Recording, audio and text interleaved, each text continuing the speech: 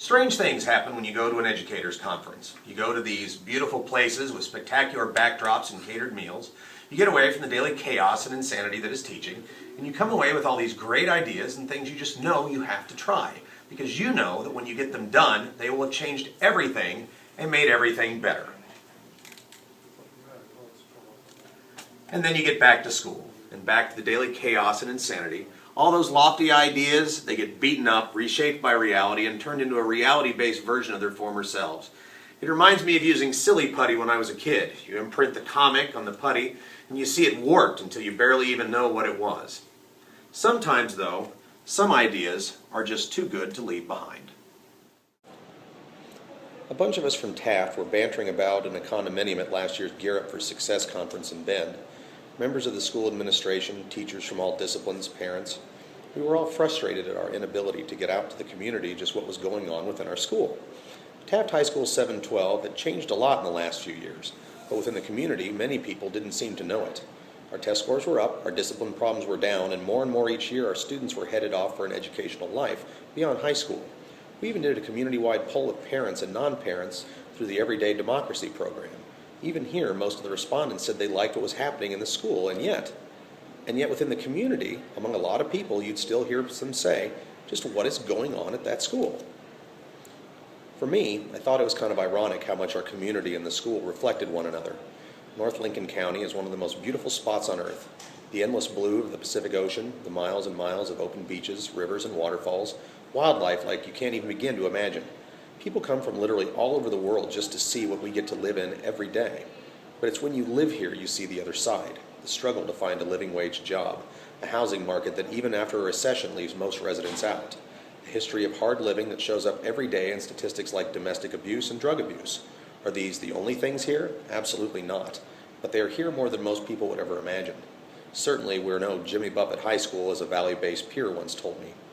We are not what people assume us to be. Part of it, I suppose, is the nature of Taft High School itself. This is not your high school from Happy Days or American Graffiti or even High School Musical.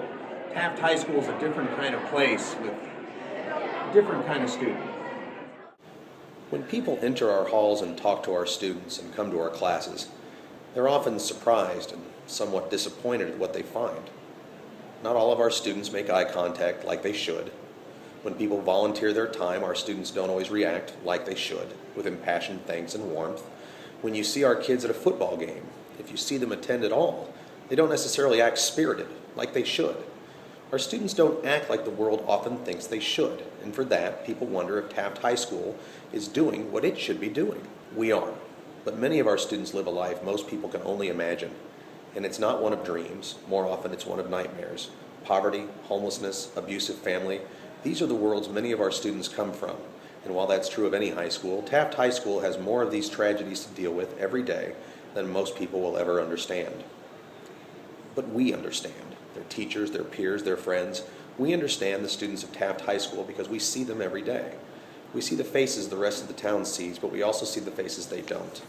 These are the faces of Taft, and that was the story we decided to tell. 1 year after that day in Bend, it is a joy to say that all those great ideas, all those amazing things that we came up with in Bend have come to pass. Not because we hoped and dreamed, but because our students refused to let go. Each of them picking a peer that represented a face of Taft High School that most people never saw.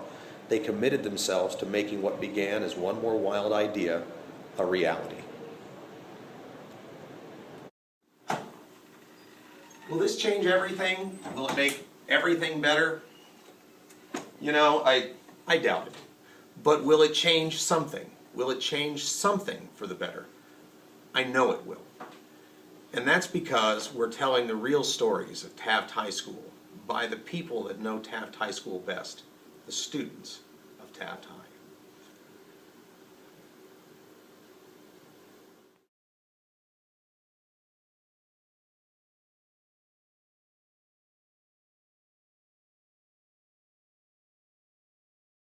Well, I didn't even know what happened to my grandpa until I was told later, like way after the hospital. Like, I didn't know what happened to him. Darlene, she was unconscious from the airbag. My sister, she was crying because she was only like 1 year old. My mom, her eyes were closed, and so I thought she was just sleeping.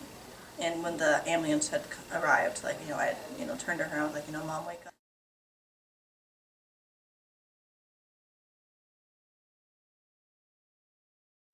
I don't like losing people, so I'm friends with everyone, even if you annoy me.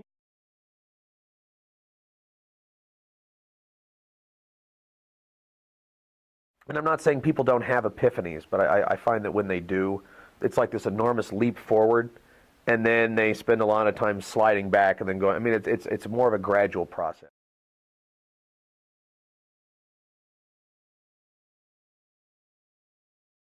I don't really know him much, but he doesn't want me or really even like me. He was addicted to a lot of drugs, mainly heroin and meth.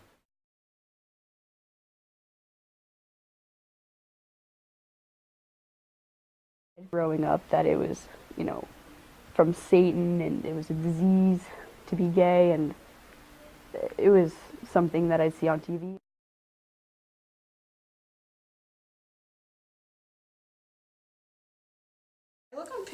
Look at pictures from before then, and like we looked like dead. Like our skin was all jacked up. We were like didn't have a lot of food, and we just looked just terrible. I mean, like with everything. And my stepdad, he just drained every ounce of life out of us.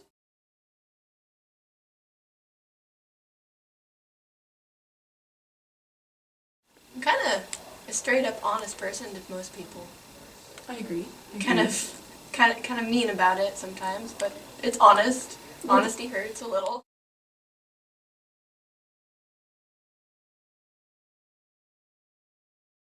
Well, of course, there's ultimately someone's going to die of lupus because of all the complications that it can bring, or even some of the medicines can make you die.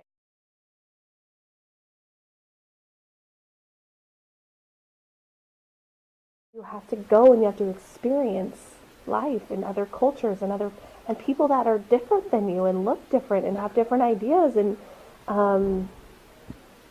you can't get your news off the Galucci's board.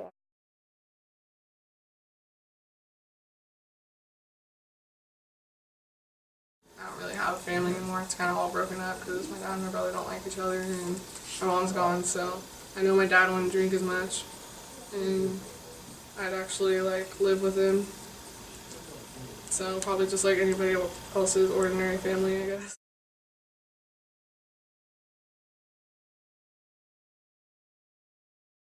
Sometimes I kind of think how people would react, say if I were to move or to be gone for a while away, and to see if they would even bother to notice my absence.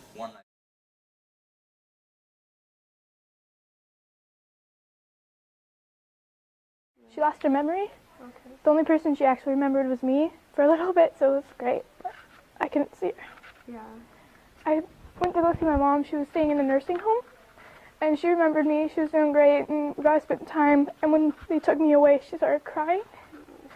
That's the last time I saw her.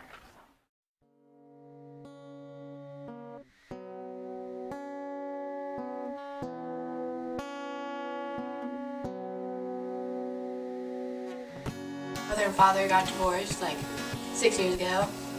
They're on and off together. It's really weird. Shock, yeah. We went to go visit her, to see her body and stuff, and I didn't cry. I just knew she was gone. I had to force my dad to leave because he was bawling. I just knew she was dead, so I just didn't really care.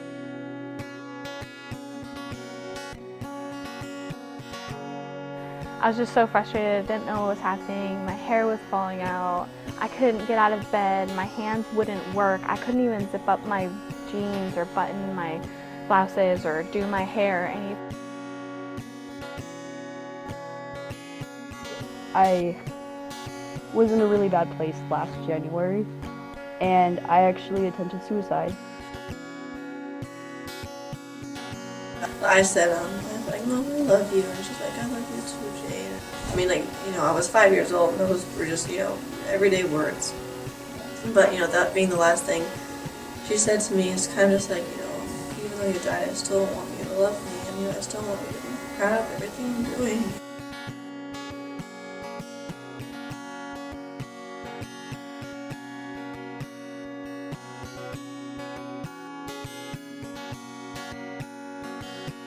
You know, sometimes it's kind of sad when you think about it. You think back on your past, but me, I try to keep strong. Life can suck, but it can also be great, and that's for everyone, regardless of their sexuality. I mean, everybody has their own struggle. I do remember one time I was in line for lunch in the Commons, and then these two girls started talking to each other and they're facing each other, and I was facing head of line. And they sort of glanced over towards me a few times. It was a bit awkward at the time. And then they sort of turned around to me and they asked me, "Do you speak English?" I learned that I need to be accepting of everyone because I don't know where they've been. I don't know what they've been through. I don't know, I don't know who everyone is, so I need to, be less judgmental. Well, I've gotten away from those people, pretty much have nothing to do with that life anymore. I've grown up and matured from that. The pain that you're feeling, it's not wasted. Pain is never wasted. You always learn something. You always come out with a virtue. We're getting past all this ignorance so quickly. I do remember that someone asked me if I went to a communist school in China.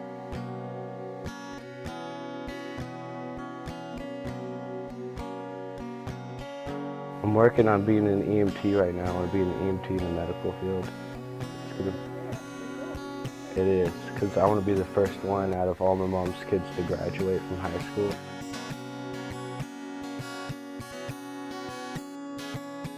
One time we had our power off for like a month with a baby in there. It was really hard. But yeah, we got through it. Just a little bit. I was forced to grow up at a young age, really young. I never understood, how can you know something about yourself and not know what it means in terms of who you are? I did not get that. And now I do. I wanted to show that you weren't alone and there's people just like you.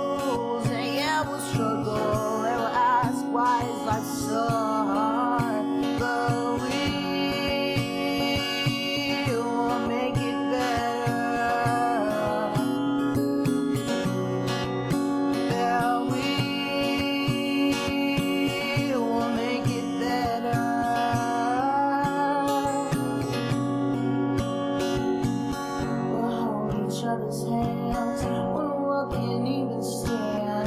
They'll shine brighter than before. We'll smile when we wanna cry. Everything will be alright. We'll make it through the night.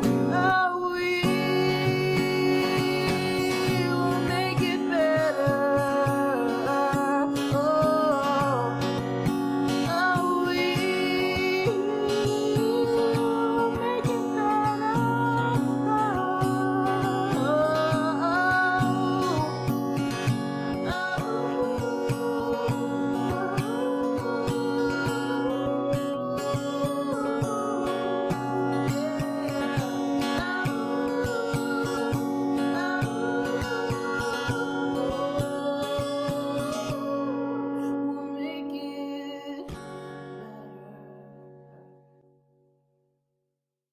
One I vaguely remember that someone asked me if I was a North Korean spy.